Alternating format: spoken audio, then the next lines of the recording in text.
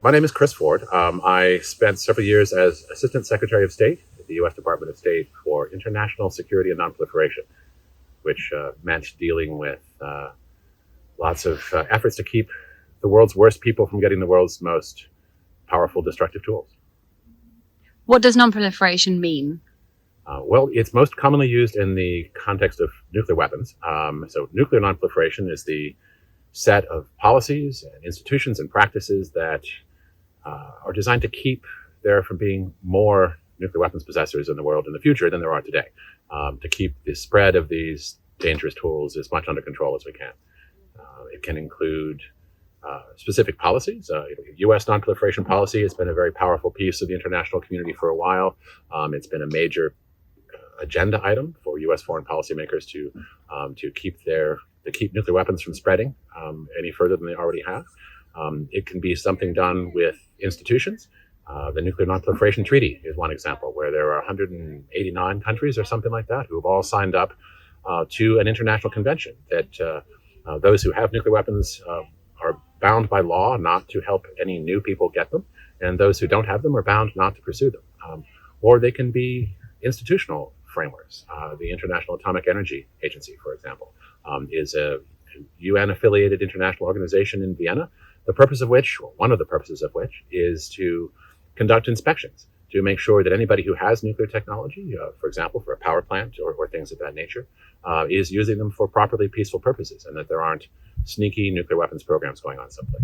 Well, talking of sneaky nuclear weapons programs, everyone's talking about Iran at the moment. Where did it go wrong? Well, from a non-proliferation perspective, the jury is still out. Iran, as far as we know, does not yet have a nuclear weapon, and it's been a major point of international diplomatic effort for many, many years now to keep that from happening. Indeed, you could describe the recent Israeli and U.S. strikes on Iran's nuclear program as being sort of the hard, ragged edge, leading edge of non-proliferation policy, perhaps. Iran, for many years, pursued a secret weapons program.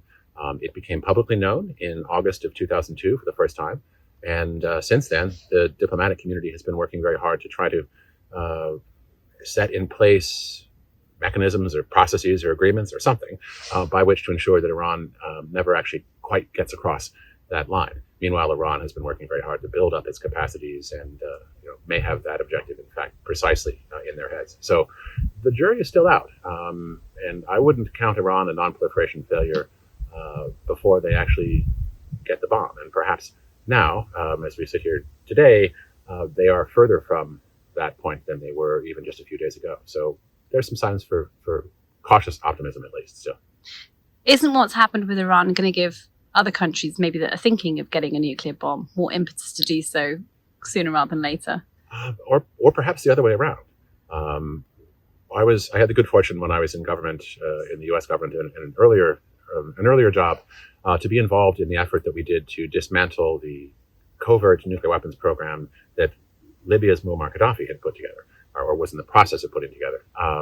And Gaddafi decided to relinquish that program when he drew the conclusion in 2003 that his regime would run enormous risks by pursuing this kind of technology.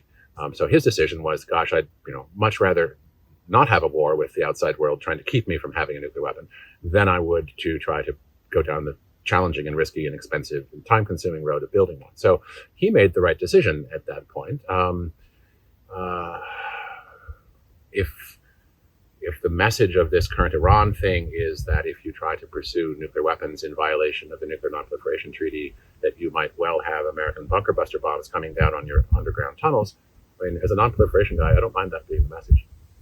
Okay, thank you. Join the conversation at Fair Observer and subscribe to our YouTube channel.